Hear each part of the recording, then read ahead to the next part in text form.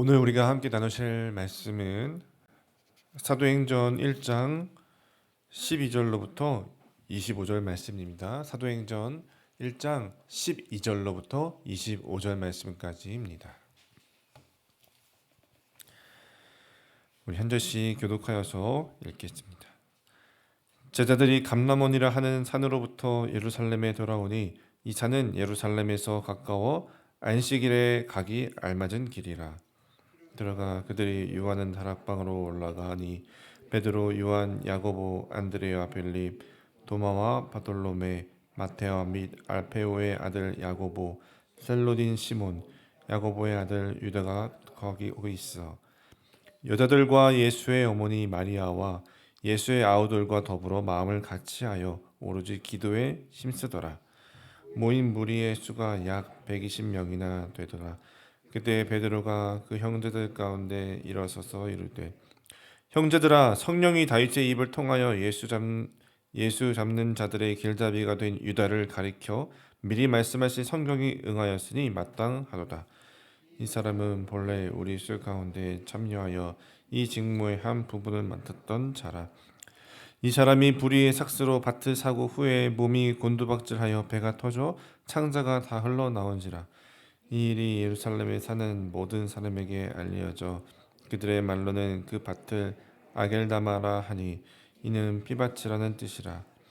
시편에 기록하였으되 그의 거처를 황폐하게 하시며 거기 거하는 자가 없게 하소서 하였고, 또 일렀으되 그의 직분을 타인이 취하게 하소서 하였도다. 이러함으로 요한의 세례로부터 우리 가운데서 올려져 가신 날까지 주 예수께서 우리 가운데 출입하실 때에 항상 우리와 함께 다니던 사람 중에 하나를 세워 우리와 더불어 예수께서 부활하심을 증언할 사람이 되게 하여야 하리라 하거늘, 그들이 두 사람을 내세우니 하나는 바사바라 하고 또 별명은 유스도라 하고는 요셉이며 하나는 마띠아라.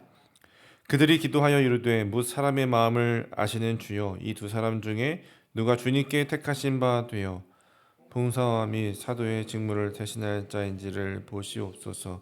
유다는 이 직무를 버리고 제 곳으로 갔나이다 하고 같이 읽겠습니다.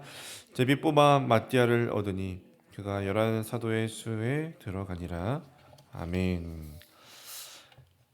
12 제자들은 예수님이 잡혀가셔서 십자가를 지시던 날에 다 뿔뿔이 흩어지고 도망을 갔었죠. 예수님을 부인하지 않겠다고 그렇게 자신 있게 호언장담하던 제자들인데, 정작 그날이 다가오자 예수님을 버려두고 예수님과 함께하지 않았습니다. 자기 십자가를 지고 따를 것이라고 말씀하신 예수님의 말씀대로 행하지 못했습니다.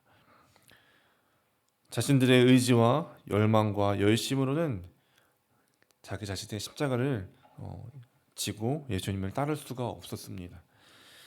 그러나 예수님이 십자가에서 죽으신 지 사흘 만에 부활하셔서 그들에게 보이시고 그들과 함께 하시며 하나님의 나라를 가르쳐 주실 때, 말씀을 가르쳐 주실 때, 그 가르침을 듣고 난 뒤에, 깨닫고 난 뒤에는 제자들은 이제 다시 새로운 삶을 시작하고 있는 것을 볼 수가 있습니다. 제자들의 모습이 달라졌죠. 예수님이 십자가 지실 때는 아무것도 할 수 없었지만 부활하신 예수님을 보고 듣고 믿게 되자 이제 예수님을 따라갈 준비가 되어져 가고 있습니다.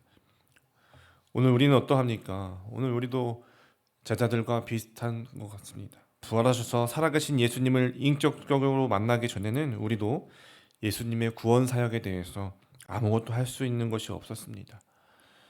본문에 등장하는 제자들처럼 예수님을 배반하거나 도망치기밖에 못하는 그런 삶을 살았을 것이고, 심지어 예수를 핍박하고 모욕하는 삶을 살아왔을 수도 있습니다.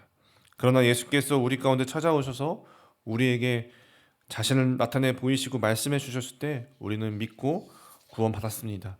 그 은혜로 말미암아 구원받은 하나님의 자녀가 된 우리는 이제 자기 십자가를 지고 예수님을 따라가며 증인된 삶을 살아갈 수가 있습니다. 은혜로 구원받은 우리는 이제 은혜 가운데 피어난 그 열정과 또 헌신으로 주님의 일을 감당할 수가 있습니다. 이제 제자들은 모여서 어떻게 하고 있습니까? 오늘 이 제자들의 모습을 통해서 우리가 어떠한 자세와 또 태도를 가지고 나아가야 하는지를 한번 살펴보겠습니다. 먼저 제자들은 무엇을 하고 있었습니까? 오늘 본문에 보면 오로지 기도하며 말씀대로 행하고 있는 것을 볼 수가 있죠. 12절을 보니까 감람원이라 하는 산에서 기도하고 있었습니다. 그러다가 안식일에 예루살렘에 모였습니다. 그리고 14절을 보니까 오로지 기도에 힘쓰더라. 계속해서 오로지 기도에 힘쓰기만 했다라고 본문이 말하고 있습니다. 120명이 모였습니다. 부활하신 주님을 만나고 난 뒤에 제자들은 오로지 기도에 힘쓰고 있습니다. 여러분 어떤 기도를 했을까요? 예수께서 부활하셔서 40일간 가르치시고 예수께서 부탁하신 것을 말씀하신 것을 가지고 기도하지 않았겠습니까? 먼저 그의 나라와 그의 의를 구하라. 하나님의 나라에 대해서 기도하고 있었을 것입니다. 정치적인 메시아 사상을 가지고 과거 이스라엘의 그 위상과 큰 영광을 회복을 바라면서 뒤로는 자신들의 높은 자리를 꿈꾸던 제자들이 이제는 진정한 하나님 나라를 생각하고 하나님의 영광을 구하며 온전히 기도에 힘쓰고 있습니다. 오늘 우리가 예수 그리스도의 은혜로 말미암아서 구원받은 백성이지만 저절로 그리스도인답게 사라지지는 않죠. 예수님조차도 기도하면서 자신의 사명을 감당하신 것을 볼 수 있습니다. 그러므로 그리스도인이라면 기도해야 함이 마땅합니다. 늘 깨어서 성령님의 인도하심에 따라서 기도하며 살아가야 하는 것이죠. 제자들은 기도하면서 또한 말씀대로 행하고 있습니다. 16절을 보시면 형제들아 성령이 다윗의 입을 통하여 예수 잡는 자들의 길잡이가 된 유다를 가리켜 미리 말씀하신 성경이 응하였으니 마땅하도다 라고 말씀하고 있는데 베드로가 지금 무엇을 말하고 있는 것입니까? 구약 성경에 다윗이 이미 유다가 예수님을 배반할 것이라고 다윗이 그렇게 성령을 통하여서 예언하였다라고 말하는 것이죠. 유다가 예수님을 팔아넘긴 것이 성경 말씀이 이루어진 것임을 말하고 있는 것입니다. 그러면서 베드로는 유다가 예수님을 팔아넘긴 것이 구약의 말씀대로 이루어졌다고 말하면서 그렇기 때문에 이제 유다의 직분을 다른 누군가가 다시 맡게 하는 것도 시편 말씀이 말하고 있는 대로 행해져야 한다라고 말하고 있는 것이 바로 20절부터 22절의 말씀입니다. 20절 보실까요? 시편에 기록되었을 때 그의 거처를 황폐하게 하시며 거기 거하는 자가 없게 하소서 하였고 또 일렀을 때 그의 직분을 타인이 취하게 하소서 하였도다. 사도들이 모여서 기도하는 중에 제일 먼저 한 일이 이 12제자의 빈자리를 채우는 일이었습니다. 다윗이 성령의 감동으로 말한 바와 같이 그 말씀을 이루려고 하는 것입니다. 기도하면서 우리는 말씀에 근거하여 기도하면은 우리는 말씀에 근거해서 우리가 마땅히 행해야 할 것을 행하게 되는 것이죠. 그러나 기도하지 아니하면 어떻게 될까요? 같은 일을 할지라도 어떻게 하게 되나요? 말씀에 근거해서 하나님께 순종하는 것이 아니라 나의 유익과 이익과 욕심에 의해서 나 자신의 생각에 의해서 복종하게 됩니다. 그래서 우리는 기도해야 합니다. 그렇게 할 때 우리는 주님을 의지하며 말씀에 근거해서 오늘 이 사도들과 같이 하나님의 일을 해나갈 수 있습니다. 그렇게 승리하는 오늘 우리가 되기를 바랍니다.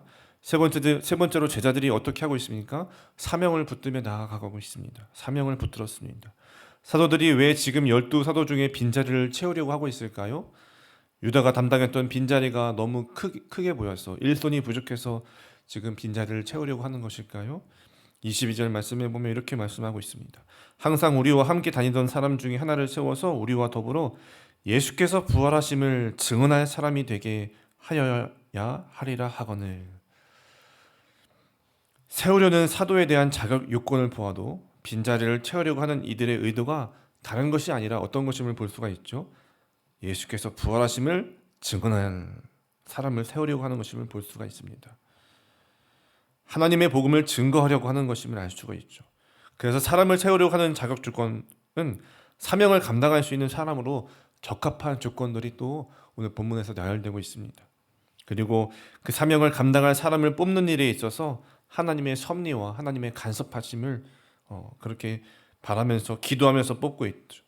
제비 뽑기를 하고 있는데 단순히 제비 뽑기를 통해서 누군가가 우연하게 걸리는 그런 형식이 아니라 기도하면서 하나님의 섭리 가운데서 그 제비 뽑기를 통해서 하나님이 뽑으시는 그런 사람이 될 것을 바라면서 제비 뽑기를 하고 있는 것입니다. 이들이 모여서 먼저 기도했습니다. 24절에 보면 기도하면서 요셉과 마띠아 두 사람 중 누가 선택되어야 할지를 하나님께 묻는 것을 볼 수가 있죠. 기도로 하나님의 교회를 세워가고 있는 것입니다.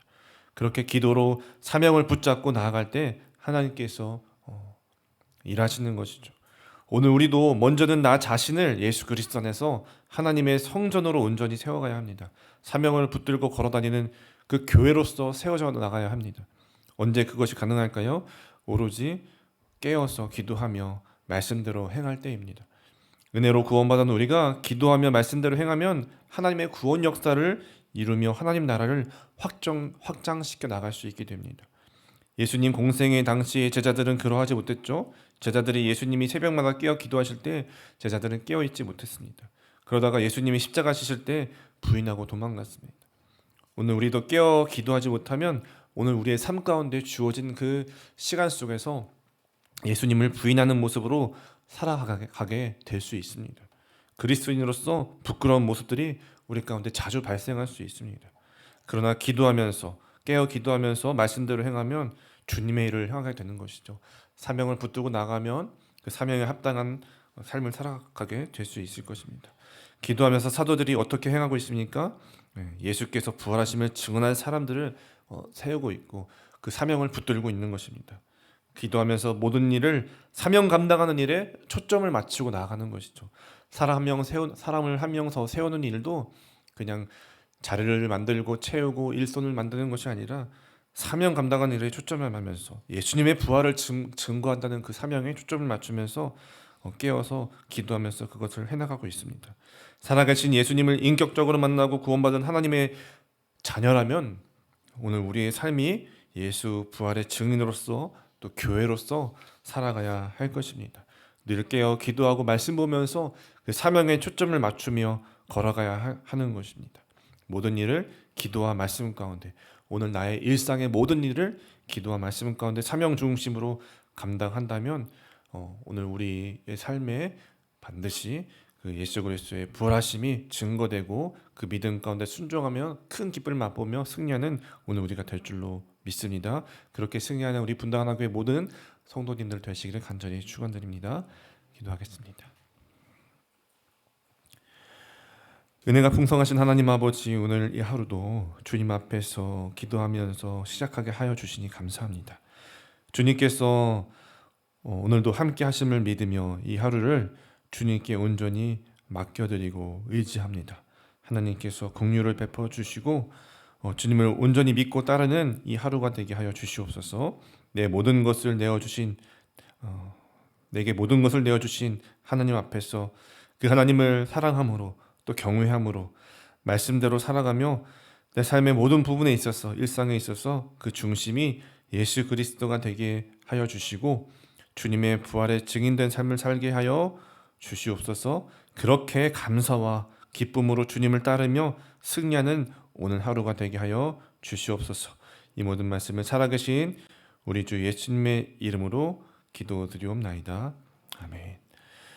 우리 말씀 붙잡고 함께 또 기도하며 나가시겠습니다. 기도하실 때에 하나님 아버지, 오늘 저희가 늘 깨어 기도하고 말씀 보면서 내 일상의 자리에서 사명을 붙들게 하여 주옵소서. 세상의 모든 방해와 도전을 또 물리치고 복음을 전하며 살아가게 하여 주시고 또 우리 교회가 우리 가정이 다 함께 더불어서 그 예수의 부활의 생명을 증거하는 가정으로 또 교회로 살아나가도록 인도해 주시옵소서. 이와 같은 기도 제목들과 또 가지고 나오신 많은 기도 제목들과 우리 교회를 위해서 우리 환우분들을 위해서 우리 다락방을 위해서 함께 기도의 자리로 나아가시겠습니다. 함께 기도하겠습니다.